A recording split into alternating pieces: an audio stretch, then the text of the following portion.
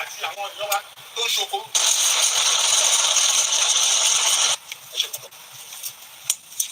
I want to place it on record that a lot of weapons are recovered from them, locally made weapons, with which they perpetrate different forms of evil. What they do is to stay in the forest and come out, attack and go back and run back deep into the forest. Over 100 of these people were loaded with trucks, 2 trucks, and they were about to be distributed along the forest belt of the state, starting from Ore End, Ofosu Ore End. We have profiled them, and we found out that all of them, with the exception of only 3, do not even know where they were being taken to. They don't have an idea. Their masters just sent them into the forest to await further directives. The governor has therefore directed that they be sent back to where they came from. Yes, there's freedom of movement in Nigeria, but you must have a purpose. I would really appreciate the governor for saying they should take them back. Or else it's a criminal thing to come without any and enter forest to cause problem here. We appreciate the governor, we appreciate our Moteco too. Going back where they come from.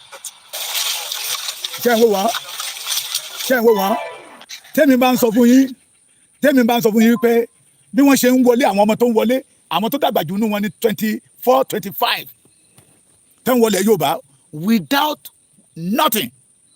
Ṣẹ́gbọ́n tí olórí Àmọ̀tẹ́kùn yẹn sọ ó kó kú mọ̀ méjì dájé títa ó ní ẹni tó bá ti rí tá má ti lámọ lórí gbìm wọn á wọwọgbó kò ní kú àwọn ló bá bèrè ransom ó ní they recover local weapon and the international war.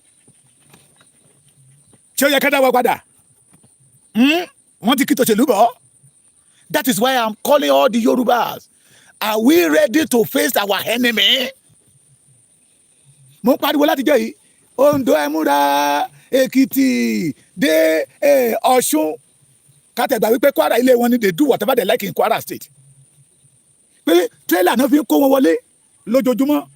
Mo sọ nínú program mi kan pé bàbá kan pè mí pé these people ọlọ́dẹ alẹ́ lòun wọ́n ti ní underground tó bá ti kó wọn débẹ̀ tó kó wọn wọgbó inú ilẹ̀ yẹn náà sùn mọ́jú ẹ̀mí wọn yí pé majority of them they did not know. Thank God olórí Àmọ̀tẹ́kùn kan bá mi pé majority of them did not know the purpose tó fi kó wọn bọ̀ nílẹ̀ Yorùbá but wọ́n dúró dìgbà tí wọ́n máa gbọ́ direction how to start killing the Yorubas, how the day they will start eradicate the Yorubas. Ẹ̀yin Yorùbá mo sọ fún yín pé operation fire for fire láwa. There is nothing like a negotiation with this killer.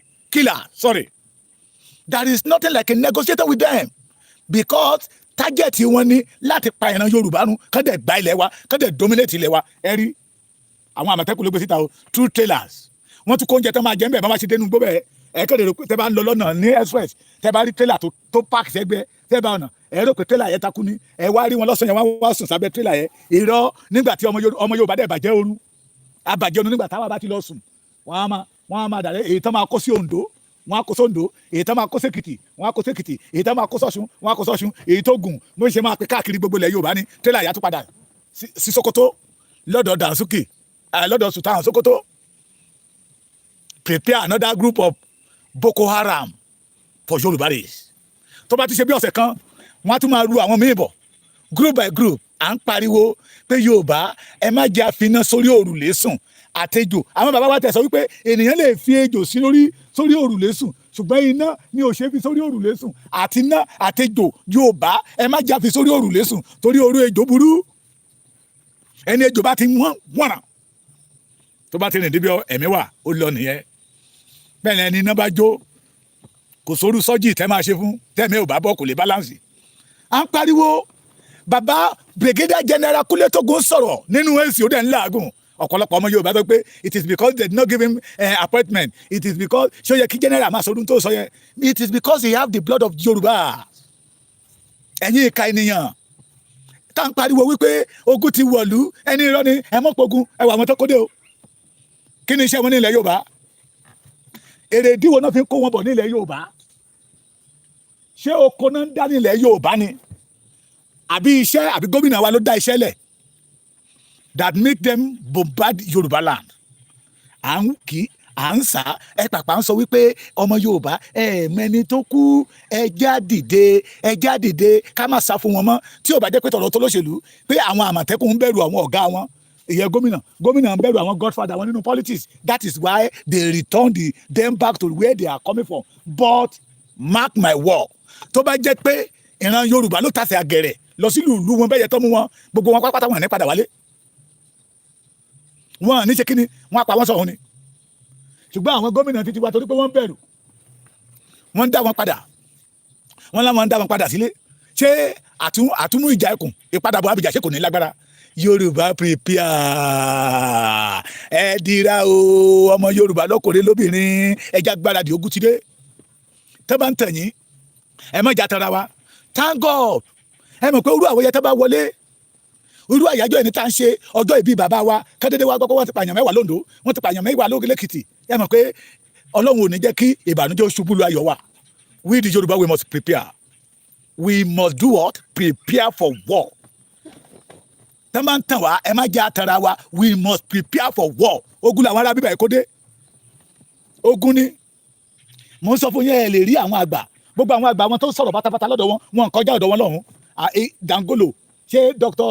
Garuba Galolo tó sọ̀rọ̀ kò kọjá Katsina tó ti sọ̀rọ̀ àtàwọn bẹ́ẹ̀ wọn kọjá state wọ́n wá ti àwọn ọmọ wọn wá sí ilẹ̀ Yorùbá. Ó yá ẹ máa lọ bẹ̀ tó bá yá population wọn á pọ̀ ju ọmọ onílùú lọ. Tí population wọn bá ti pọ̀ ju àwọn ọmọ onílùú lọ wọn á máa bombard wa lẹ́yọ kọ̀ọ̀kan. Ẹ mọ̀ pé majority kárí dìde ni. Yorùbá ẹ fúnra o pàṣẹ ò fúnra ní pàṣẹ fi já sí náà ajá ò fúnra làjà méjì o ó nílé tí ó bá fúnra ó lè ní oko kálé ètò máa kíyè sàràrò jinlẹ̀ kálé ìmọ̀ àkíyè sàràrò jinlẹ̀ o ẹ lárò jinlẹ̀ prepare for war. Asọ́bìnrin pé sẹ̀rí àtàfẹ́ gbé wọlé they have mission. Sẹ̀rí àtà ń lọ́bì they have mission. Ẹni tó darúgbó tó pariwo sẹ̀rí àtọ́jú ọmọ Ìwó state ojú yín ló ṣe kó ìbọn òun àti palace lọ sí palace Olúwo tẹjọ welcome ara wọn. Yorùbá wake up. Thank you my brother Umar Wahab. Yorùbá wake up. Yorùbá wake up. This is not a time of party o. Ẹja pariwo léwo lórí. We are in time of war. Fight for your destiny. We should face our enemy. We the Yorùbás, we should face our enemy. Ká gbógun ti àwọn tó gbógun ti wá. There's no out of 6 governors tó dé gbòógì ní ilẹ̀ Yorùbá that can ask the Fulani kí lẹ wá ṣe ní ilẹ̀ wa. Why are you coming to the Yorùbá land? Tẹ́ ẹ sọ pé ẹ̀yin lẹ ní ilẹ̀ tó pọ̀ jù the largest land. The remain 15 land tí Ọlọ́run tẹ́ni ó belong to the Yorùbá ẹ tún fẹ́ gbà lọ́wọ́ Yorùbá. Why? Ṣẹ̀rí à ń bọ̀.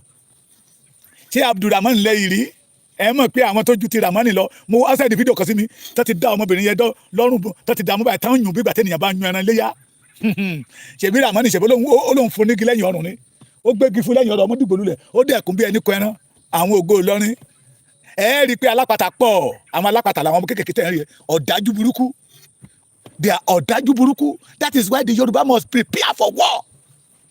Tí àwọn mo sọ fún yín mo ní don't let us depend on this call politician the governor ẹ̀rí governor Ondo ní kíni ẹ̀ ti ṣẹlẹ̀ o.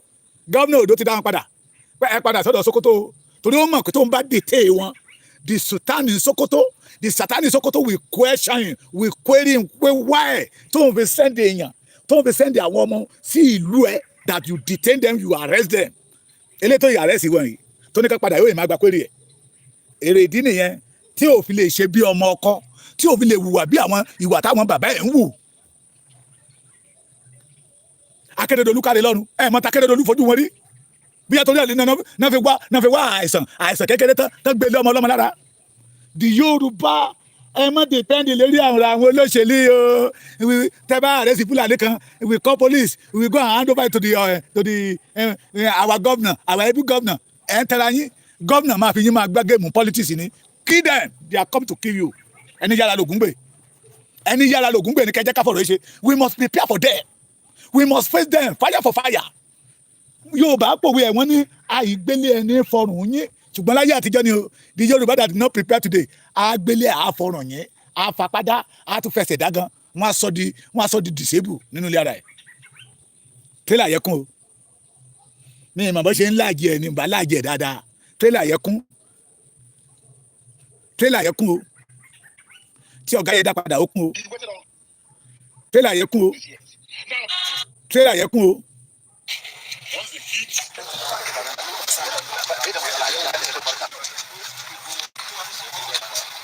Tiago. I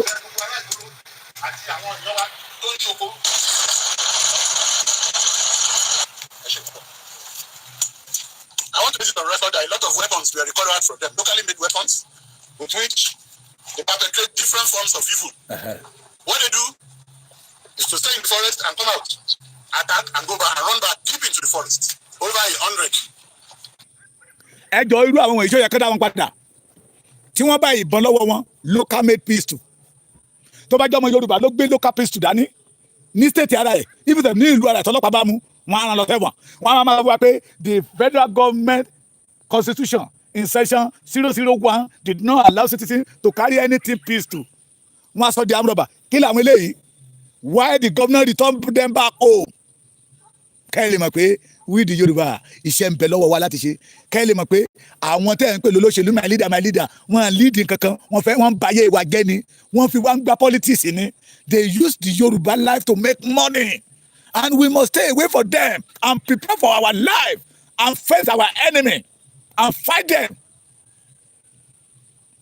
ṣé gómìnà ló nílé bàbá ẹni kò ní dá fáwọn gómìnà wèrè kò ní dá fáwọn sẹ́nitọ̀ wèrè kò ní dá fáwọn rẹ́pù wèrè tí wọ́n ń fa yé Yorùbá tó fi ń tàfàlà.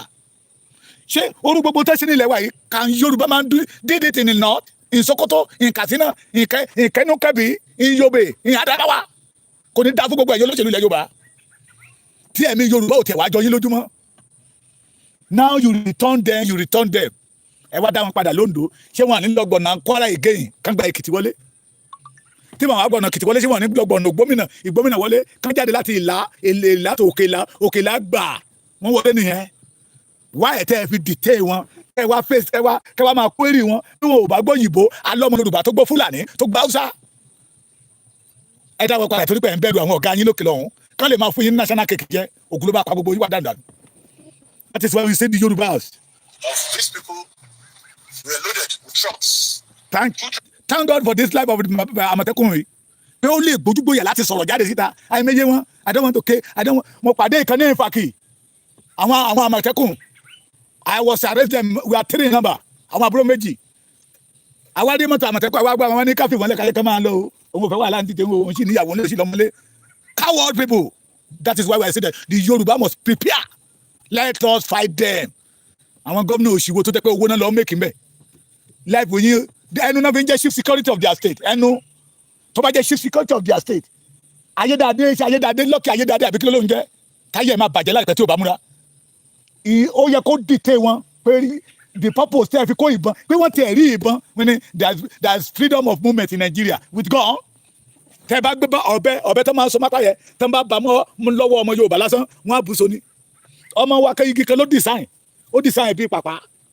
òun làwọn ọlọ́pàá mú lẹ́kìtì bíbà yìí tẹ́ni ó ń train terrorist lẹ́kìtì bíbà yìí wọ́n ló ń train terrorist wọ́n wá mú ọmọ yẹn wọ́n á bẹ̀rẹ̀ sí ń gbé káàkiri láti aago 6 àárọ̀ wọ́n á bẹ̀rẹ̀ sí ń gbé ya inú gbókiri ó yá kó jẹ́wọ́ pé bíbà làwọn ti ṣe train ọmọ yẹn ní èmi ò ṣe training èmi ò sí nínú àwọn tó ń train terrorist I'm not a terrorist Yorùbá nation ẹ̀tọ́ Yorùbá lèmi jà fún I'm not a terrorist wọ́n lọ lé ẹ̀ wọ́n scatter gbogbo ilé wọn rí anything wọ́n ti gbàgbọ́ ohun ti gbàtọ́ mi yẹ sọ wípé òun ni PA Ìgbòho pé I'm not a terrorist lẹ́kìtì wa ń bíbá ẹni igi lásán náà bá lọ́wọ́ ẹ̀ igi design tó ó fi igi ọmọ yẹn ga ó fi igi yẹn bí gbàtẹ́ yẹn bá fi igi ṣe fashion náà ni ó train ní terrorist ni ọmọ yẹn ní Yorùbá lè ṣe ẹ lè ti rí mi níbi tí Yorùbá lè ṣe ní ẹni rally Yorùbá lè ṣe òun ò gbójú pamọ́ òun ò ṣe terrorist àbọ̀tẹ̀ àwọn tó ń terrorize ìlú bàbá òun tó ń terrorize ẹ̀yà òun tó ń terrorize orísun òun lòun náà máa terrorize pé that is why lòun fi jáde síta as a one of the Yorùbá nation campaigners nọ́mbà bẹ̀rẹ̀ sí gbé káàkiri gbogbo látago 6 àárọ̀ dago 8 ìrọ̀lẹ́ nígbà táwọn yàrá dé ṣe pé ok ẹ fún mi lórí ọ̀fẹ́ kẹjẹ kí pọ̀ gámi nínú wọ́n bá dùn this is ọ̀gá orí Sunday Ìgbòho lọ́gá nọ́mbà shock àwọn kan ní yóò náà rí ìbọn lọ́wọ́ wọn sì táwọn gómìnà wa ń dá wọn padà wọ́n dá wọn padà sọ́dọ̀ ọ̀gá wọn. Mo ti sọ fún yín mo ní àti àwọn Afẹ́nifẹ́re o àti eléyìí tí ò Fẹ́nifẹ́re o àti gómìnà o àti sẹ́nítọ̀ o àti rep o àti kọmíṣánná o àti house of assembly nílẹ̀ Yorùbá pátápátá Fúlàní ti kó ìfún wọn dání ó ti sọ wọ́n di mùmú wọ́n bẹ̀rù àwọn òkè ọ̀yájú kan mi lọ ẹ wá dípẹ́ ìdílé wọn pé government is a chief security of the state. You are deceiving yourself. It is better for the Yoruba now to fight for our life. It is better for Yoruba now to defend our life. It is better for the Yoruba youth now to defend our father's land.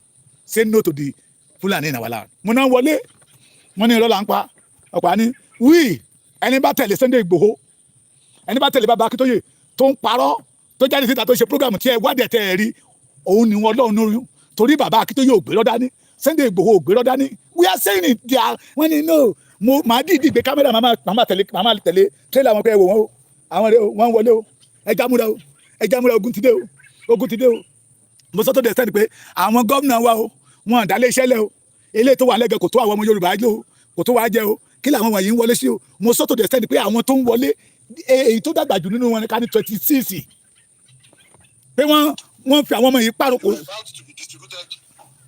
wọ́n fi àwọn ọmọ yìí pàrokò sí ọ̀dọ̀ wa ní ẹni irọ́ ní dúró jáde.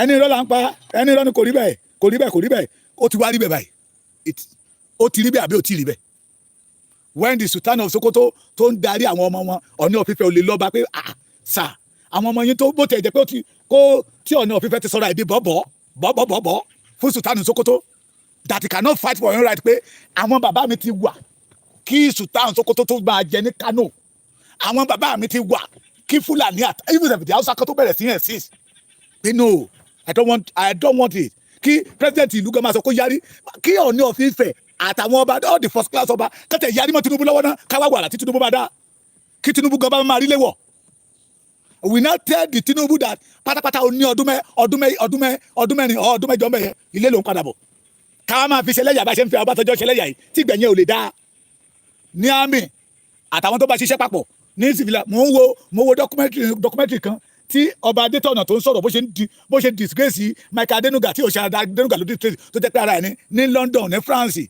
he did not have a good record among the Yoruba race we tell them kí Ọọ̀ni of Ifẹ̀ kó jáde síta pé we don't want it ìlú tẹ́ ẹ bá ti rí wọn tẹ́ bá ti wọlé lójijì tí ẹ bá ti rí wọn ẹ ṣe wọn bí ọ̀ṣẹ́ ṣe ṣojú láyé àwọn bàbá wa they take no nonsense lọ́dọ̀ wa ń bíbẹ̀ wọn pè kíníkan lálága ọlọ́dẹ òru ni ìwọ tó bá wọlé ìlẹ́gà wàá jìyà ìlẹ́gà ẹlòmíì wọn apalẹ̀ mọ́ kílẹ̀ tó mọ́ ìyẹ ohun tí mo fẹ́ kí Yorùbá ó padà sí nìyẹn àlejò wọn ní àlejò tó bá ti forú wọlé igi dání ó jẹ àlejò tẹ́ ẹ bá ti fìwé pè tó bá ti wọlé sí ìlú yín ẹ ṣe bọ́ ṣe ṣojú this is Yorùbá land ẹ̀ẹ́dẹ́lú mi pápá àpàtà bá ti gúnlẹ̀ tán wọn á kọ́kọ́ kírètì ọjà títí wọn tó bá ti kírètì ọjà títí wọn tán the next thing wọn á kírètì mọ́ṣáláṣí títí wọn they will starting wọn á máa ràn bí oòrùn àrà tí Yorùbá ò lè dá lọ́dọ̀ wọn mọ́ this time around the Yorùbá must say no to that ẹ dìde ẹ jájà o àsìkò ìjà la wà yìí o Yorùbá láti jà fún ẹ̀tọ́ wa not only ẹ̀tọ́ wa láti jà fún ayé wa àsìkò ìjà la wà yìí o tẹ́nìyàn kan bá sọ fún yín pé ẹ má jà ìkà lónítọ̀hún tí gómìnà kan bá sọ fún yín pé I'm chief security of the state òun lórí ọmọ Fúlàní tó dá padà yìí o àwọn ọmọ ọ̀gá wọn dá padà tó bá jẹ́ ọmọ Fúlàní tó bá jẹ́ ọmọ Yorùbá náà rí ní Sokoto bẹ̀rẹ̀ tó gbé tẹ́lá wọlé tán bá ìbọn ọkọ̀ àti àdá lọ́wọ́ wọn ẹni rẹ lọ ni o wọn ní dáhùn padà sí ilẹ̀ Yorùbá o it is because of the way àwọn Fúlàní yẹn ti gbin ẹ̀mí ìbẹ̀rù sí ọkàn àwọn tó jẹ́ gómìnà sí ọkàn àwọn tó jẹ́ sẹ́nitọ̀ sí ọkàn àwọn tó jẹ́ rep sí ọkàn àwọn tó jẹ́ àgbààgbà ilẹ̀ Yorùbá wọ́n ti gbin ìbẹ̀rù sọ́kàn wọn pé this Nigeria belong to them if you want to enjoy Nigeria you must obey to their rule and regulation we must say no to that governor wo ni chief security wọn kàn pa yín ni wọn mórí ọmọ kan wọn pa lọ́sùn state torí wọn ní APC àti PDP jà wọn pa ọmọ mẹ̀kúnnù ni o ọmọ Adeleke kò sí Nàìjíríà ọmọ Oyètọ́lá ò sí Nàìjíríà bó ṣe máa waste life yín lẹ́yọ kọ̀ọ̀kan nìyẹn we say let us wake up and fight for our freedom wake up and fight for our right wake up and fight your enemy Yorùbá àkókò rẹ̀ tẹ́nìyàn kan bá ń parọ́ tàn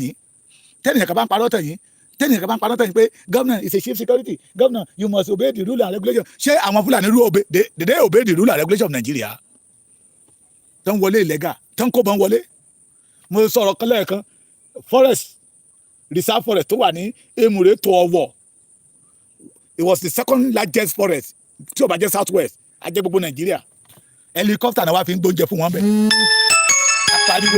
Pariwo. Anyanyanyanya. Apariwo anyanyanyanya. Anki answer ẹlẹ́ẹ̀mẹ́ni tó kú. This is time for us to wake up as a Yoruba man. Ẹja dìde operation fire for fire. Operation no mercy for enemy. This time around we the Yoruba must fight our enemy. Òun lè rí tán kó wọlé. Àwọn tán kó wọlé they have mission. Hello.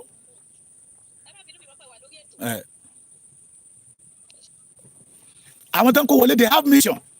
Inú mi dùn tó jáde ni pé it is kì í ṣe àwa lárí. Bí àwọn àti sọ pé bí irọ́ tí Sunday Igboho máa ń kọ́ wọn náà ń pa tó máa ti fẹ́ parọ́ ẹlòmíà ní mò ń gbàdúrà ẹjọ́ kémi náà tiẹ̀ owó lórí YouTube gbà ìgbowó lórí YouTube rí owó lórí YouTube ní.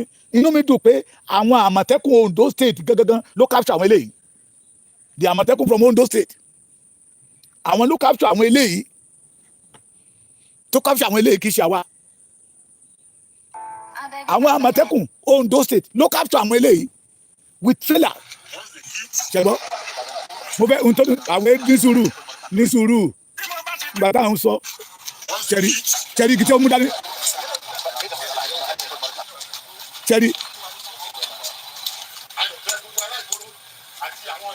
wọn ẹ wo àwọn ọmọ yẹn o kí ni èjì wọn èyí tó dàgbà jù nínú àwọn eléyìí ní 2033 ṣẹ̀rí wọn. I want to place it on record that a lot of weapons were recovered from them. Locally made weapons. They perpetrate different forms of evil. What they do is to stay in the forest and come out, attack and go back and run. Ṣẹ́gbọ́n inú igbó làwọn ń gbé. Inú igbó táwa ò yọ̀ǹda fún wọn. Can we do it in the Sokoto? Ẹ̀yin tẹ́ ẹ̀ ní jèrè ọmọ yín tẹ́ ẹ̀ ń pariwo ṣàríà. Tó jẹ́ pé lójú ayé yín lọ́mọ yín ṣe máa kú mọ́ yín lọ́wọ́. Can we do it in the north? Ṣé Yorùbá lè ṣe ní north? Kẹ́kẹ́ dédé wọlé kí n wọ Sokoto lé nígbà rà kí n dẹ̀ wọnú gbó lọ kí n lọ pàgọ́ bẹ̀. They have underground in Yoruba land. They have underground in each state in Yoruba land. They have mission in Yoruba land. Yẹn ká wá jáde awájòkó sínú AC.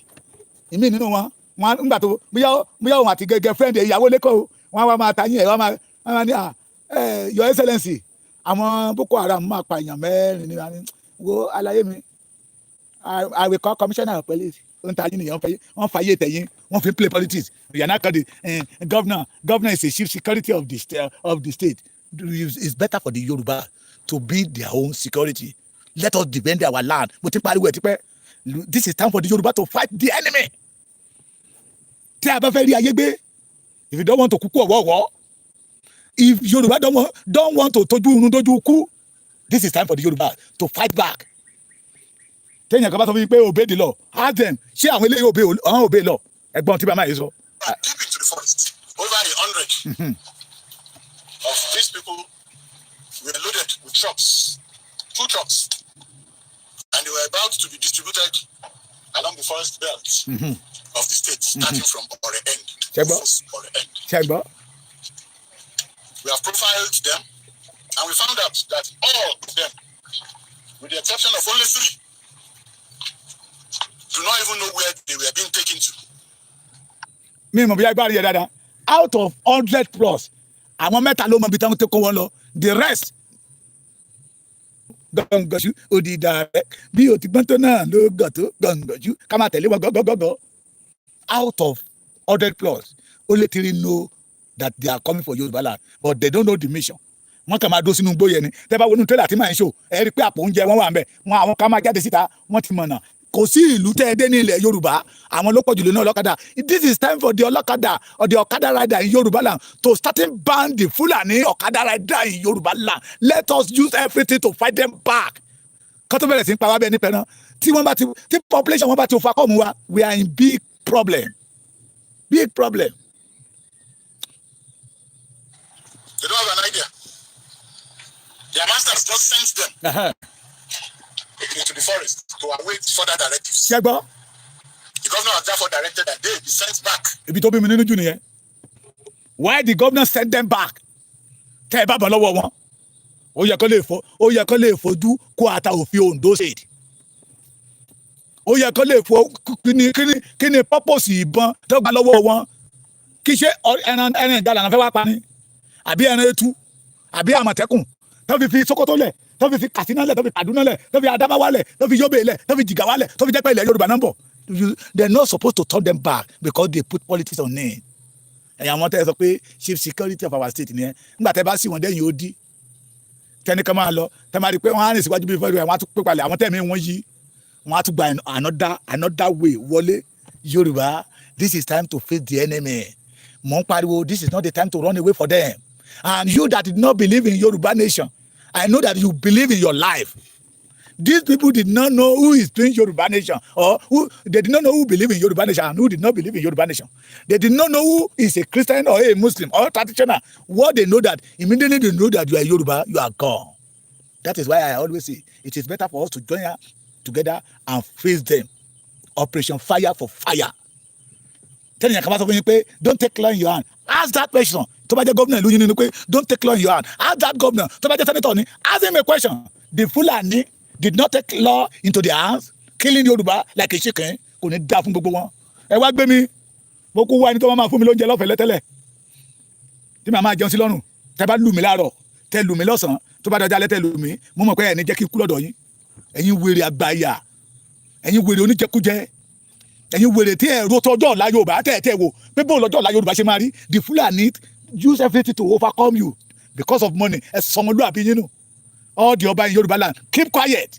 Those people call themselves a leader in Yoruba land, keep quiet. And the Fulani is doing whatever they like in our land. Ní jèrè ọmọ yín. To where they came from. Yes, there's freedom of movement in Nigeria, but you must have a purpose. Ṣé gbọ́ mi? I would really appreciate the governor for saying. Gbẹ́nẹ́sọ̀n. Ṣẹ̀rí ẹni tó sọ̀rọ̀ ẹni Bala Umar, leader Hausa community in Ondo State, wà nílẹ̀ Yorùbá. Wàhálà ti wà nílẹ̀ Yorùbá. Ó gbọ́dọ̀ appreciate the governor tí ó pa àwọn èèyàn ẹ̀. Ṣé o fẹ́ sọ fún mi pé òun mọ̀ kàn wọ́n bọ̀ ni? The leader of Hausa community in Ondo State. Ṣé o fẹ́ sọ fún mi pé òun mọ̀ ni? Can Yorùbá enter Sokoto like that? With gun? Tàbí ẹni kó padà lẹ́yìn òdì kan máa lọ bẹ́ẹ̀ tí ò ní fojú kó ata òfin. Let us say the reality. Let us say the truth. Yorùbá, this is time to fight Fulani and say bye-bye to Nigeria. That is solution. If you don't want these people, akadede máa rí lọ́jọ́ kan ní wípé nígbà tí ọmọ Yorùbá bá máa lajú, a rí pé kì í ṣe bíbá ilé alájú sí mọ́. Ẹlòmíà máa wọ apá orúkẹ́ tí Ramani pa ní Kwara ń sìn. Ṣé ń pààyàn bẹ́ẹ̀ ni? Ìlú Ìlọrin kì í ṣe ìlú fìtínà fa. Ìlú Ìlọrin kì í ṣe ìlú fìtínà fa. Àìmọ́nìkọ̀ ìmọ̀ dùn mí o. Wọn kò ṣẹ́gun ní Ìlọrin ṣùgbọ́n we have the different alápàtàs. Àwọn òpẹ́ràn èèyàn náà máa ń pa. Máa tara yín. Wọ́n ń ṣoògùn. Bẹ́ẹ̀ bá fẹ́ worí ọká orí aláǹgbá olódòǹgbò. Ẹ bá ń bẹ̀ ẹ fẹ́ ra òrùka ẹlẹ́lọ́. Ẹ bá ti gbọ́ pé ẹran mẹ́nu mọ́. Why are we deceiving ourselves? This is time for the Yoruba to prepare for war. We are in war already. Ṣé ẹni tó kàn. Ṣẹ́gbọ́. What do you expect him to do? Gbẹ́nẹ́sọ̀n. What do you expect him to say? Igi ni ṣẹ́rí wọn. Are you see them? In Yoruba land, gómìnà wa dá wọn padà pé ẹ máa padà ní ẹ̀rọ ìwọ o. Wọ́n bá ìbọn lọ́wọ́ wọn o. You are welcome, bàbá mi Koiki Media. Wọ́n bá ìbọn lọ́wọ́ wọn o. Local made ni o. Kì í ṣe àárín ìlú náà ń sun inú gbó ni o. 2021 kan tó lọ bọ́ọ̀sì ilé olóyè Ìgbòho. Àwa ṣe awareness lọ sí ìlú kan. Lójijì lọ̀sán bá dòrú mọ́ wa lọ́wọ́. Bá ti ń bọ̀ lójò yẹn bá bẹ̀rẹ̀ sí ń rọ̀. Òjò yẹn rọ̀ heavy gan tẹ́tẹ́ pé iná full light mọ́tò lẹ́ni tó wa mọ́tò wa ní ẹja dúró ń bí báyìí. Lèyàn kan ní pé ẹja wá bìkan lọ sápamọ́ sí. Ibi tá a sápamọ́ sí la ti ń rí wọn. Ìjọ yẹn ni mo mọ̀ pé Fúlàní ń da màálù lọ́gànjọ́ òru. Torchlight tó wà lọ́wọ́ wọn ẹ̀rọ pé òṣùpá ló ràn ni. Wọ́n wà láàrin wa gbogbo inú gbó wa that is why náà fi ń pa àwọn èèyàn bẹ́ẹ̀ nípa náà àìmọye ẹni tẹ́ bá gbọ́ pé wọ́n wá kí ló wọ́n rí oko ló lọ tí ò padà wálé mọ́. Mo ní tẹ́lẹ̀ ní ilẹ̀ Yorùbá yìí mo ṣe ní ilẹ̀ Yorùbá burú tó àwọn ìyá wa tó máa ń travel lọ sí Èkó ń gbà yẹn aago 3 ìdájí náà máa ń gbéra àwọn mọ́tò tó bá kọ́kọ́ máa dìde á dìde láago 2 àbọ̀ ìkẹtì aago 3 wọ́n ti máa súnmọ́ Èkó kí ilẹ̀ tó mọ́ àárín lọ́sàn-án Fúlàní gbé wa ẹ wá ní ogun ò tí ì dé. This is time for the Yoruba operation face to face. Operation face to face. Tọ́mọ́lẹ́ ń pè fógun ẹni ẹgbà bẹ́ẹ̀ torí ogun ti wọlé already.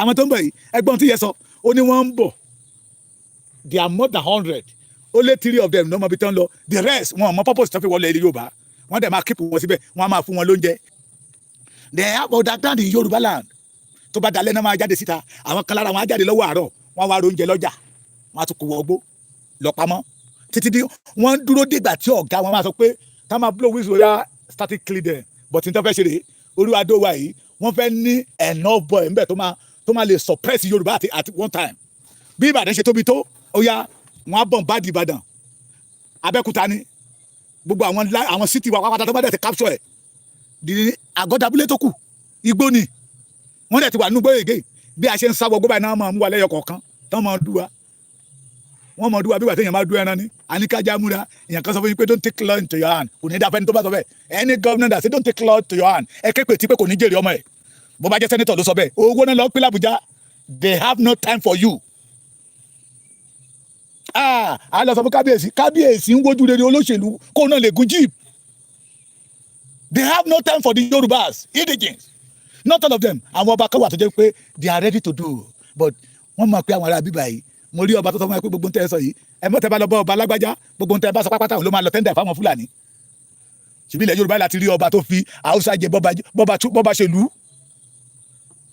This is time for us to fight for your life. Ìpele mẹ́ta ló bọ́ sí. We that believe in Yorùbá nation we must know that we are in war and we must face that war. Ẹ má jẹ́ kẹ́nìbọ̀dì kó àyà yín jẹ. Ẹ má jẹ́ thank God for the life of Chief Sunday Ọmọdéyẹmọ Ìgbòho Òòṣà. Ó ti jẹ́ ká mọ̀ pé ní Fúlàní pera wọn ò jẹ́ bẹ́ẹ̀. Wọ́n ti kó ìbẹ̀rù sí ọkàn àwọn olórí ilẹ̀ Yorùbá sí ọkàn àwọn ọba ilẹ̀ Yorùbá wọ́n ti sọ wọ́n di mùmú wọ́n ti sọ wọ́n di dọ́dọ̀ ibi tó bá ti wọ́n sí náà lọ. The second people those people are still believing in one Nigeria. I pity you. One day òkèdèdè máa rí pé apá ìkan ti sọ lọ ní àtẹ̀sẹ̀ kan wọ́n á sọ ẹ́ disable létí òní wúlò fúnra ẹ̀ tó òní wúlò fọ́mọ òní wúlò fáyà òní wúlò fọ́kọ òní wúlò fún ìlú. The third man àwọn tó gbé ẹ̀sìn lérí I'm a Christian God forgive them nígbà tí nínú Bíbélì tí Ọlọ́run sọ pé tí Dáfídì wípé ó kọ́ ọwọ́ mi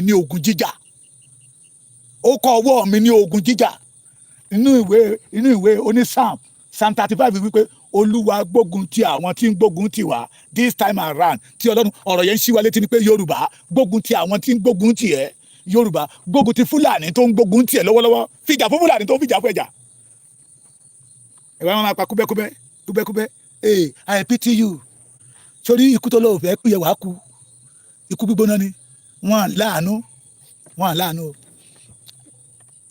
èmi àti wáìfù mi àárín lọ ṣé ìjẹta ni ló bá ṣe débi kan ló bá ṣe rí wọn lọ sápadà kí ló dé tó sápadà ó ní kí n wọ wájú mi kí mi ò rí nǹkan kan ó ní kí n wọ ọ̀tún ṣe náà dúró bẹ̀ bí iyin eṣú kí ni wọn tán máa mú bí ògì yẹ náà ń pò fún ara wọn mo láwọn ará bíbá yìí wà bíbá yìí ọ̀rẹ́ mi tó wà bẹ́ẹ̀ mo ní ẹ ti gbàlejò ọ̀ràn àwọn ilé ló máa pa yín nígbà tó bá yá ó ní wọn ti sọ fún nílé yẹn kó wá lé wọn tẹ bá lé wọn bẹ̀ wá tó bóbú mi they are surrender everywhere láàrin ìlú tá bá rí pé wọ́n ti kan ilé kan níbi tí ẹ̀mí wọn yí tó tá bá rí pé wọ́n ti kan ilé tí ò sí wíńdò bẹ́ẹ̀ tí ò sílẹ̀kùn bẹ́ẹ̀ wọ́n á wọ bẹ̀ wọ́n á dẹ̀ ra ẹni wọ́n á tẹ ẹni wọ́n bẹ̀ wọ́n á máa sùn jẹ́jẹ́ wọn. mo sọ fún yín pé ilẹ̀ Yorùbá ti tútù jù òun ló jẹ́ kí àwọn Fúlàní máa sá síbẹ̀ Yorùbá ń pòwe kan pé àrò tó bá tutù òun náà ní kíni náà ní ẹdìyẹ máa ń sàbá sí ẹ jẹ́ kí n fa àrò kọ́ wọ̀nyí àròrè ṣẹ́rí àròrè tá ti ń dáná àròrè ṣẹ́rí pé ó tutù ní mo fi fọwọ́ sí ó tutù nínú àròrè kẹ́ ẹ wọ́wọ́ mi àròrè tó bá gbóná bó ṣe tutù yìí ó rọrùn fún ẹdìyẹ láti wá sùn síbẹ̀ ó rọrùn fún ẹdìyẹ láti yí ẹyin bẹ̀ ó rọrùn fún ẹdìyẹ láti pa ń bẹ̀ ṣùgbọ́n tó bá gbóná òun mọ̀ pé ikú ni kò ní wá bẹ̀ tí àròrè bá gbóná ewúrẹ́ ò ní sùn bẹ̀ tí àròrè bá gbóná bó jẹ́ aláǹgbá nìkan kò ní kọjá bẹ̀ torí pé ó mọ̀ pé ikú ni ikú nídìí ejò tí ejò bá rí tó bá ti ń lọ tó bá ti rí pé ó ra òun iná yẹn tó wà ń bẹ̀ ra wàá sá padà ẹ jẹ́ kí ilẹ̀ Yorùbá gbóná mọ́ àwọn ọ̀tá wa this is time for the Yorùbás land to be heard ìjà náà ń gbé bọ̀ ogun náà ń gbé bọ̀ ẹ jẹ́ ká gbógun pàdé wọn fear not Yorùbá wa kò gba ẹ̀mí ẹ̀rù bí kò ṣe ẹ̀mí akin tí kí á bà bàbá fear not Ọlọ́run ti fún wa lọ́mọ kan that expose all the Fulani in the Yorùbá land ntí ò jẹ́ kí ní Ọbásanjọ́ dùn sí Ìgbòho nìyẹn ẹ mọ̀ pé ntí ọ̀nà tí Ọbásanjọ́ fi ń fi wá jẹun nìyẹn ń fi wá ń wojú rere lọ́wọ́ àwọn Fulani Ìgbòho expose yẹ that is why he did not happy with Ìgbòho global pa àwọn bàbá ìyà bàbá ìkà àwọn àgbà òfò àgbà dédédédé àgbà tí ò ru ọjọ́ ọ̀la àgbà tó gbàgbé pé àwọn kan adẹ̀gbọ́n nínú ìtàn pé bàbá yìí ò lówó lọ́wọ́ rí wọ́n fi sọ̀kò ní ìjọ onítẹ̀bọmi lábẹ́kúta ló ràn lọ lé ìwé. ṣé Fẹlá ọ̀sọ̀tàn ẹ̀ ni Fẹlá ọ̀sọ̀tàn ẹ̀ ìjọ Baptist Church ló ràn Ọbásanjọ́ lọ lé ìwé. ṣé irú ọbẹ̀ bó jábọ̀ máa mú ẹ ṣé irú Ọbásanjọ́ yẹn ló yẹ kó wá dípò kí ìmọ̀ wa lọ́wọ́ ta ló yẹ kó máa ṣe rere bí òjò pé èmi ọmọ kò léèyàn. ṣùgbọ́n let me tell you today from the beginning of Ọbásanjọ́ he have no good record in Yorùbá land, very wicked man. n tó dùn nìyẹn pé Ìgbòho ó expose ọ̀nà tó ń fi gbà yìí lọ́dọ̀ àwọn Fúlàní. This is time for us to fight like a wounded lion. This is time for us to fight like a what? Like a wounded lion. We must take our land back. We need our freedom. Total freedom. Total freedom. Musoleyana, we have one motion that every Yoruba must support. One motion that we want to deliver. That all over the world must know. Already. That motion is the total freedom for the Yorubas. We don't want to have anything doing with Nigeria. We have nothing in common with Fulani people. We need our freedom. We need our total freedom. Enough is enough. We can do it. We can do it. We the Yorubas, we can do it. It is not possible. It is possible. Our fathers has do it and they succeed. The only one man standing. Tó bá lè lọ sí Ìgàngán tó lé Sẹ́ríkì ní Ìlékùlé tí Sẹ́ríkì sọ pé tó ń bá ti gbọ́ orúkọ Ìgbòho òtútù amúmi ẹ̀rù àbàmì, it show that we can do it. This is our land. Ká bá ilẹ̀ Yorùbá sọ̀rọ̀, ilẹ̀ Yorùbá máa gbọ́ títí wa. Ká bá ilẹ̀ Yorùbá sọ̀rọ̀, ojú ogun la wà. Don't allow anybody to deceive you. Don't ever allow anybody to deceive you. Ẹ má jẹ́ ó dìgbà táwọn ará bíbá ẹ máa capture wa, tá a máa bẹ́ orí wa fún màálù wọn láti jẹ.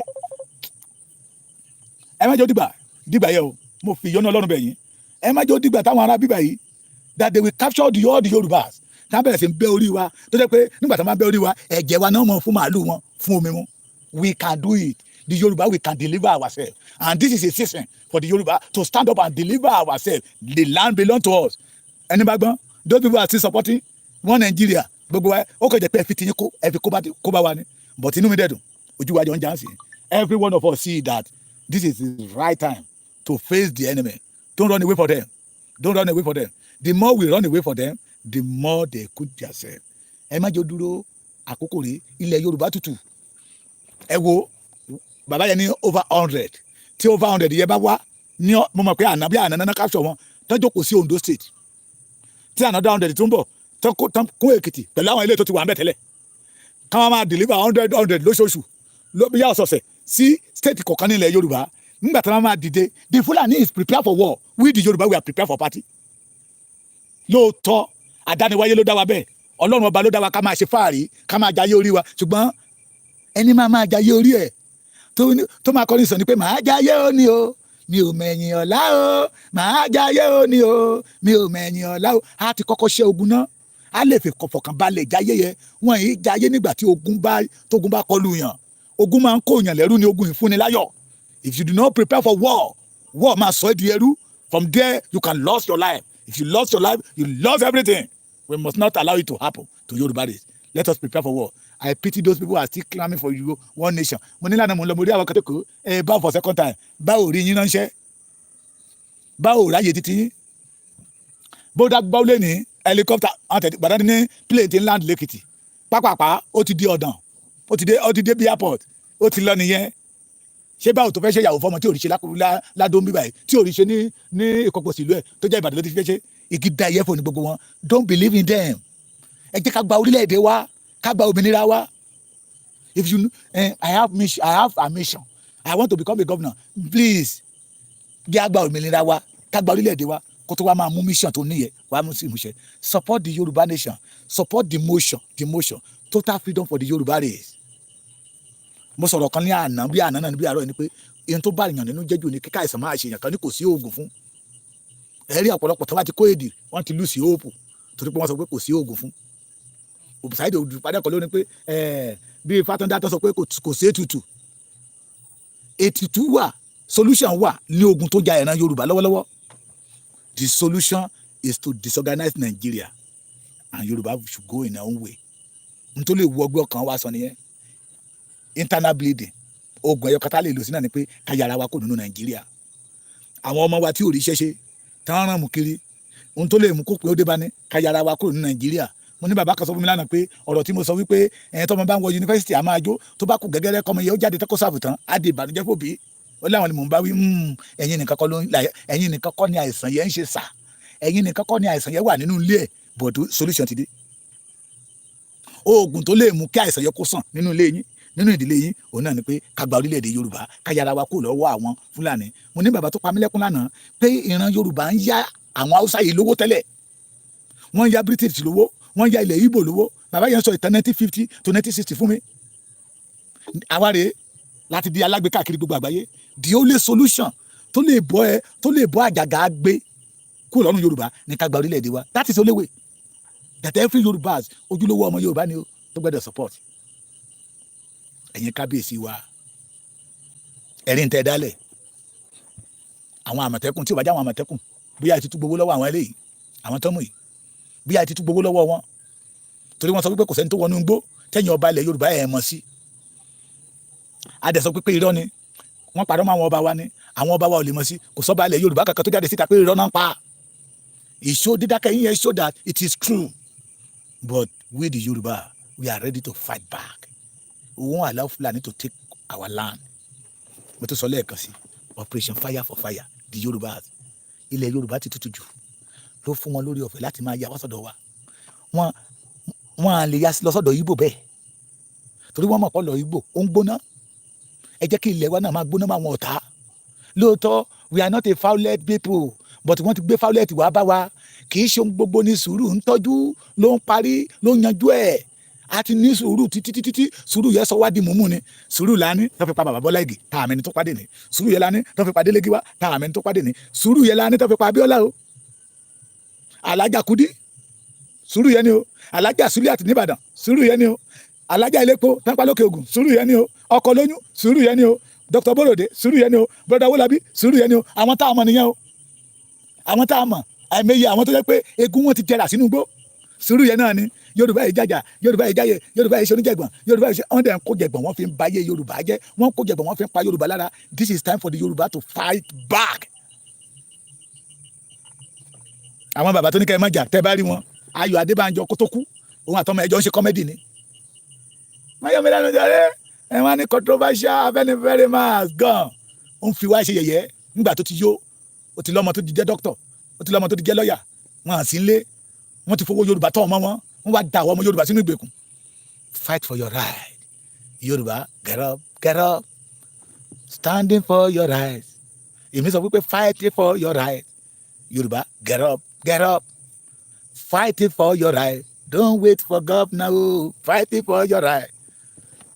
Senator cannot do anything because he see Nigeria as an opportunity to become a billionaire. Rep will never defend you because they see Nigeria as opportunity to become a billionaire. Mr. Governor, you collect cool money. You did not ready to defend yourself. It is you, the Yoruba, will defend your father's land. Ẹ má jẹ́ kó dìgbà tí wọ́n bá bọ̀ ń bá di wa géèmù wọn ni wọ́n gbé sàríà wa àjọ wọlé wọ́n tún kó ara wọn wá àwọn oníṣàríà ò ti jáwọ́ ẹ̀rí àwọn ọmọ àlè Yorùbá tó máa ń sọ̀rọ̀ lórí sàríà wọ́n máa làágùn lórí géèmù ni. Ẹ má jẹ́ dìgbà tó jẹ́ wípé tabadélu kan tí ọmọ ìlú yẹn bá jẹ́ bí 500 tí Fúlàní á ti jẹ́ bí 800 ẹ mọ̀ pé ikú ti pa gbogbo ọmọ Yorùbá tó bá wà níbẹ̀. This is time for us to reject Fulani in our land. This is time for us to reject any Fulani either he marry Yorùbá or he no marry Yorùbá. And finally ẹ̀yin tẹ́ ń talẹ̀ fún àjòjì ẹ ti rójú ayé ẹ̀rí ibi tó wó bá wa dé àìgbọ́ràn bá wa dé wọ́n fẹ́ gbẹ̀tọ́ wa lọ́wọ́ wa ni wọ́n fẹ́ pa wá jayé ni. We must not allow it. Stop selling land to the Fulanis. Stop selling land to the Igbos and prepare for war. Kí ilẹ̀ wa kó gbóná mọ́ àwọn ọ̀tá Yorùbá jẹ́ àṣírí wa lọ́kàn o. Mo tún sọ èyí màmá mi kan ló ní kí n máa há mẹ́ dáadáa ẹ̀yin bàbá wa oníṣẹ̀ṣe tí Ọlọ́run já ewé tẹ̀ ń wàgbọ̀ tọ́lọ́run ọba mi fún ní ìmọ̀ tó fún ní òye agbára àwọn ìṣẹ̀dálẹ̀ bàbá wa tẹ̀dẹ̀ ń sà tó ń jẹ́ èyí tẹ́ wá ń ṣẹlẹ́yà lórí social media yóò ti tó gẹ̀ ẹ wá máa tú àṣírí agbára Yorùbá fún àwọn ọ̀tá nígbà tí ọ̀pọ̀lọpọ̀ nínú wọn bẹ́ẹ̀ bá ṣe ń sọ́nà ṣe ń kọ́lẹ̀ ló fi dàbí pé ọwọ́ wọn ń dùn àwájú títí wọn lọ ẹ lè rí Haúsá kan kó jáde síta kó máa sọ oògùn ìbọn oògùn mọ́dárí kan oògùn egbé lórí social media you will never see Igbo man kó lọ sórí social media pé oògùn that if your enemy come this is kìnnì kankan this one you take to àwa Yorùbá yìí nìkan ni ṣé owó iná là ń wá ṣé wọ́n fowó ṣépè fún wa ni ṣé owó iná là ń wá tá a fi ń tú àṣírí agbára wa tá a fi ń sọ àṣírí agbára wa fún àwọn ọ̀tá ṣé owó iná ló jára ń bá wa tá a fi mọ tó kàn nígbà tí àwọn ọ̀tá tó ti dẹ́yìn lẹ́kọ̀ọ́ wọ́n ti wọlé ṣùgbọ́n àwọn kan làwọn Àmọ̀tẹ́kùn dá padà yìí ẹ jọ̀ọ́ torí Ọlọ́run ohun tá a bá fi pamọ́ níyì ìyẹn là á lè lò láti gbọ̀nà ẹ̀bùrú yọ sí àwọn ọlọ̀tẹ̀ là á lò láti gbẹ̀bùrú yọ sí àwọn ọ̀tá àti àwọn ọ̀tá alé tí ń ṣílẹ̀kùn fún ọ̀tá Fúlàní tán wọlé please and we the Muslim the Christian and the traditional àkókò tó yẹ kẹ́ máa bára ń jà kọ́ lé léyìí o àkókò tó yẹ kẹ́ máa bára ń jà kọ́ Yorùbá wà nínú ewu lọ́wọ́lọ́wọ́ ọ̀tá yí wa ká Hausa ń fa ẹsẹ̀ kan Igbo ń fa ẹsẹ̀ kan this is not the time for the Yoruba to fight each one of others this is time to unite and face the enemy ẹ jọ̀ọ́ mo bẹ̀ yín ni lẹ́ẹ̀kan sí mo kí bàbá mi Prophet Banji Akíntóyè ẹ kú ọdún yìí ni àṣeyí sàmọ́dún bàbá ẹ pẹ́ ju àwọn ará ṣáájú lọ iṣẹ́ tọ́lọ́run gbélé yín lọ́wọ́ yìí àjẹyè lẹ́ máa jẹ ẹ ní kúsọ̀nà bí èéfín Yorùbás ẹ má jẹ́ àgbàgbé ilẹ̀ Yorùbá ti tutù ẹ̀ka gbígbóná díẹ̀ support this channel Baba Ekiti TV God bless you a sì ń retí ìrànlọ́wọ́ ní afẹ́ ra aṣọ púpọ̀ ká máa pín fáwọn ènìyàn ìfẹsẹ̀ tán bá ń ṣe òkú ọjọ́ tán bá ń ṣe òkú yẹn lọ́wọ́ a fẹ́ máa ha aṣọ fáwọn ènìyàn a fẹ́ máa ha aṣọ yẹn fáwọn ènìyàn a fẹ́ rà púpọ̀ ká gé ní ọ̀pá mẹ́rin ìwọ tí ìdájọ́ yẹn máa gbà kán lè mọ̀ pé Baba Akíntóyè ní èrò lẹ́yìn kán lè mọ̀ pé lóòótọ́ àti lódodo we the Yorùbá nowadays we are united àwọn kójú wá ti àwọn tó sọ pé Yorùbá ò ṣe é nẹnu fún àwọn tó ní Yorùbá ò ṣe é jà fún tán wọ aṣọ funfun káàkiri tí kún pa lọ́tún tí kún pa lọ́sì tán ṣe bí páwọn orí ìlú wọn ni Àmọ̀tẹ́kùn ti dá Boko Haram padà o níbi tán claim pé ibẹ̀ níbi tán ti wá ni ṣùgbọ́n kò kàn wọ́n àwa tó kàn ẹ̀jẹ̀ amúra láti gbára wa we need your support we want to buy that cloth kó pọ̀ rẹpẹtẹ ká máa pè fáwọn ènìyàn ayọ̀ ní titi yín ayọ̀ ní tàwa àwa la máa jagun àjàyè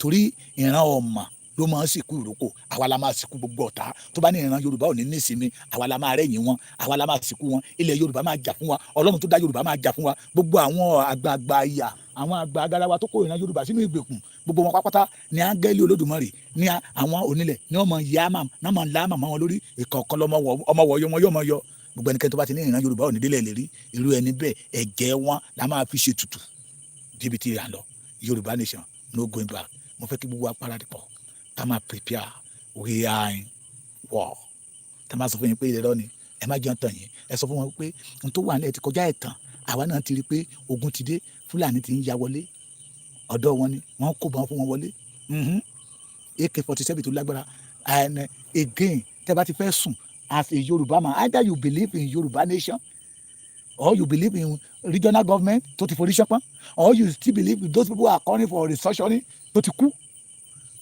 mo fẹ́ kẹ́ máa rántí ọ̀rọ̀ bàbá yẹn Brigadier General Kúnlé Tógun tó sọ pé the Fulani are surround the Yorùbá land with arm tani ikú kan kẹ́ máa rántí pé ikú tó pẹ́ lẹ́dìí yẹ ẹ mọ̀ gbọ́dọ̀ pé léwu. hello ẹ káàbọ̀ padà sórí ètò Lédìkẹ́ Ìfẹ́ Olúwaṣọ the baby of Yorùbá nation Yorùbá nation no going back Yorùbá nation no going back ẹ̀yin ìyá yìí bàbá ẹ má jẹ́ ká wo ọ̀rọ̀ Yorùbá nìkan ẹ má jẹ́ ká ṣe kí ni mo pé ẹ má jẹ́ ká wo ọ̀rọ̀ Yorùbá nìkan o wọn lẹ́ni tó bá dákẹ́ tari á bá dákẹ́ kókókó là ń rán fàdí tí iṣu àtẹnumọ́ kì í jóná ẹ jẹ́ á múra sọ̀rọ̀ Yorùbá nation ẹ jẹ́ ká múra sí bí ìran wa ṣe máa bọ́ lóko ẹrú ẹ̀yin náà ẹ wo gbogbo nǹkan tó ń ṣẹlẹ̀ nígbà tó bá ba ayé jẹ́ tán wọ́n wá bọ́ta wá sọ fún yín pé kẹ́ má bínú Lédìkẹ́ ẹlẹ́rìí ìsọnù ọlọ́pọ̀ ṣàánú ayé mi nígbà tó bá ba ayé àwọn èèyàn jẹ́ tán tó wá kù díẹ̀ tó máa kú wọ́n wá sọ fún yín pé kẹ́ má bínú ẹ wo itú tí Babangida pa as at now kò yẹ ká rí ọmọ Yorùbá kankan tó máa fọwọ́ lẹ́rán báyìí tó máa wo Babangida níran o.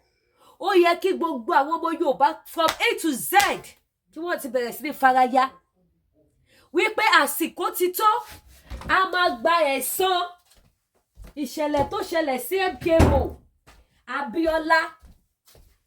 Abẹ́ ẹ̀gbọ́n mi, ó yẹ kí gbogbo ọmọ Yorùbá pátápátá, ó yẹ kí wọ́n ti máa faraya báyìí sí wípé àsìkò ti tó, a máa gba ẹ̀san ohun tí kí ló lòun jẹ́ ṣe fún wa Babangida, ohun tó ṣe fún gbogbo ọmọ Yorùbá. Abíọ́lá wọlé ọṣì ọ̀tẹ̀, ṣe mọ̀ pé láti ọdún yẹn ní Nàìjíríà ti bàjẹ́ tó ni wọ́n ti sọ̀rọ̀ Yorùbá sínú ìgbèkùn. Àtọdún tí wọ́n ti da Abíọ́lá ní gbogbo ẹ ti dà báyìí tí ìran Yorùbá dẹ̀ ṣe ń jẹ ìyà yẹn títí di ìsìn.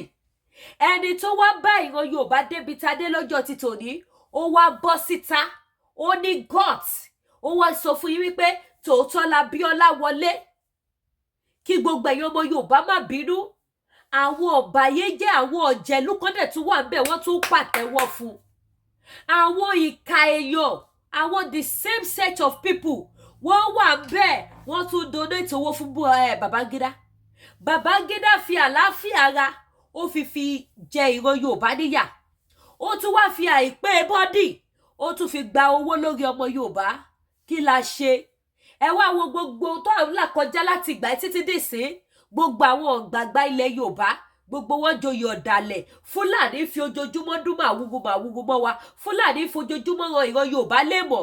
Ẹ̀yin yẹn bá mi ṣí ẹ̀ṣọ́ yẹn ní sórí burúkú. Fúlàní fi ojoojúmọ́ fi ojú Yorùbá wọn mà bọ́. Àwọn pípù yóò mà bọ́ta. Ṣé fẹ́ sọ wípé gbogbo ní òsì tó lọ lọ́tún ló ṣe fẹ́ sọ wípé ẹ gbọ́? Ṣebí wọ́n láwọn kan ni wọ́n sponsor àwọn terrorists láti ṣe kíni, láti fìyà jẹ Áfíríkà. Ṣé àwa ìran aládé àwa náà máa wá lajú wa sílẹ̀ kó máa fìyà jẹ wá? Ìbéèrè tí ó fàjà, ẹ máa kọ sí comment section, ẹ wá ra aṣọ là ń tà. Ìbéèrè tí ó fàjà, ẹ bá kọ sí comment section. Ẹ wo àdìrẹ lélẹ̀, kaftan ni, ẹ wo design ọ̀rọ̀ yìí, basket design, ẹ wo design apá ẹ̀, mo ní wọn lóríṣiríṣi o. Ẹ wá wo design tó wà ní ìsàlẹ̀, ṣẹtiri ìsàlẹ̀ basket ni. Ẹ wo designer àti ìsàlẹ̀ gbé. Wọ́n fi ìyà jẹ ìran Yorùbá, kò sí ẹnì kankan tó fẹ́ dìde tó fẹ́ jà fọ́mọ Yorùbá. Kàkà kí àwa ká tún wá mọ ẹni tá à ń ṣe, ọ̀tẹ̀ là ń ṣe. Ẹ̀yin kan wá kóra yín jọ, tá bá ti sọ wípé òkè o, àti ìṣẹ́gun ọ̀tá bọ̀ díẹ̀díẹ̀, ẹ̀yin kan á tún jáde, ẹ̀ tún sọ wípé ẹ̀yin ẹgbẹ́ kan, ẹ̀yin ní kinní kan, ẹ̀yin ní Yorùbá tòótọ́, ẹ̀yin lẹ fẹ́ gba ìran Yorùbá. Ṣé gbogbo ẹ̀yin lẹ́gbẹ́jẹgbẹ́ tẹ́lẹ̀ kóra yín jáde yẹn? Gbogbo yín ni mo rí voice note yìí o, ṣùgbọ́n tèmi ṣàfẹ́ sọ fún yín ni pé ṣáà ti gba Yorùbá nation fún wọn. Èmi ò lẹ́ni tí mo fẹ́ bọ́ta wá bá jà wá bú o, ju wípé ẹ gba Yorùbá nation. Ṣé bẹ́ẹ̀ yìí kan tuntun ti kóra yín yọ? À ń bẹ lọ kó ló bá wa ṣe ogun Dúpẹ́ Onítìrì. Ọlọ́run bá wa ń panú ẹ̀ lọ díẹ̀díẹ̀. Ẹ̀yin kan tún kóra yín jáde, ẹlẹ́yin kan la kíkanjú ọmọ Yorùbá. Ẹni yẹn ní àwọn èèyàn tó bẹ̀rẹ̀ sí ní ṣe rọ́bọ́rébé, àwọn kan tún kóra wọn jáde. Ẹ wá pé Yorùbá nation sọ́nà márùn-ún. Nígbà tí Yorùbá tó wà ní ọ̀nà kan, àbọ̀nà kan àbọ̀ ní kápẹ́ àwọn ọ̀tá ní ààbọ̀. Ẹ wo ìyà tó jẹ ọmọ Yorùbá, ẹ wo ohun tó ṣẹlẹ̀ sọ́mọ Yorùbá, wọ́n pa Abíọ́lá dànù. Wọ́n fi Abíọ́lá, wọ́n fi dá Yorùbá lóró. Kí lẹ ṣe sí? Ká má wá sọ ìsìn tẹ́tí pé ayé sí márùn-ún. Báwo lẹ ṣe fẹ́ ṣe ọmọ Yorùbá? Ẹ wá ra aṣọ làwọn ń tà ní. Báwo lẹ ṣe fẹ́ ṣe? Inú odó wo lẹ fẹ́ da òun lásì ẹ wo? Eléyìí ní gèlè ẹ sì tóbi dáadáa. Fine design. Àǹkárá lélẹ́lẹ́ yóò ṣàdìrẹ. Àǹkárá tó gbàsíkì with fine style. Ẹ wo, ó dẹ̀ wà full stone ní gbogbo ẹ̀ báyìí, stone ní. Ṣé ti rí? Lace lápá ẹ̀, kì í ṣe pé wọ́n kóṣẹ́ sí lace. Òun ló wà lápá ẹ̀, òun ló wà láyà ẹ̀. Kọ́lẹ̀ ní gbọ̀ngbọ̀ngbọ̀n. Òun ní, ṣé ti rí? Lace ní. Very beautiful lace. Ẹ ti rí? Tiwájú yẹn double lọ ṣe, bó ṣe kọ́lẹ̀ nìyẹn. Ẹ̀yìn náà bó ṣe kọ́lẹ̀. Ṣé ti rí? Ẹ̀yìn round neck, iwájú v-neck. Òun nìyí. Yóò bẹ́ẹ̀ jẹ́ ká mọ ọmọ ẹni tá à ń ṣe. gbogbo gbà là ń ṣe awareness là ń create awareness pé ẹlẹ́yàmẹ̀yà ò yẹ wá ẹlẹ́yàmẹ̀yà ò yẹ wá ẹlẹ́yàmẹ̀yà ò yẹ wá ìyà ló máa fi jẹ ìran Yorùbá ìfàsẹ́yìn ló máa mú bá ìran Yorùbá ẹ jẹ́ ká parapọ̀ sójú kan kájọ gbé kẹ́yìn gbé kẹ́mi gbé kí ìran Yorùbá bọ́ lóko ẹrú kí ìyà máa jẹ àwọn tó ń bọ̀ lẹ́yìn ẹ̀yin náà wò ó sì ibi tí gbogbo ẹdẹ dúró lọ́jọ́ tòní nísìnyí wọ́n tuntun ti ń tọ̀wọ́ Nàìjíríà sí dọ́là tí wálé àbí oṣù díẹ̀ ni a tún gbé bọ́dì gbogbo àwọn tẹ́ ẹ pé lọ lórí yín ṣé wọ́n rí titi yín rò kí ni wọ́n jà fún gele ní gele tóbi kí ni wọ́n jà fún political admission titi wọ́n rí titi yín rò ìdí tá a fi sọ fún yín ni pé ẹ má fira yín sílẹ̀ ẹ má gọra yín ẹ jí ẹ má sùn ọmọ Yorùbá ẹ jẹ́ àgbà Yorùbá nation ẹ jẹ́ àpawọ́pọ̀ ká gbà á ẹ jẹ́ àgbà Yorùbá nation kí Boko Haram yẹ pa wá mọ́ kọ́ yẹ Kogun jà wá mọ́ nílẹ̀ Yorùbá kí ìran Yorùbá yé jìyà mọ́ ìyà yìí ti pọ̀ jù àwọn innocent people ló forí kó ẹ lọ wọ àwọn innocent tí wọ́n tún ṣẹ̀ṣẹ̀ pa mo ti sọ láìlọ́ọ̀dù ìyá ṣe é tèèjì lánàá yẹn ti yá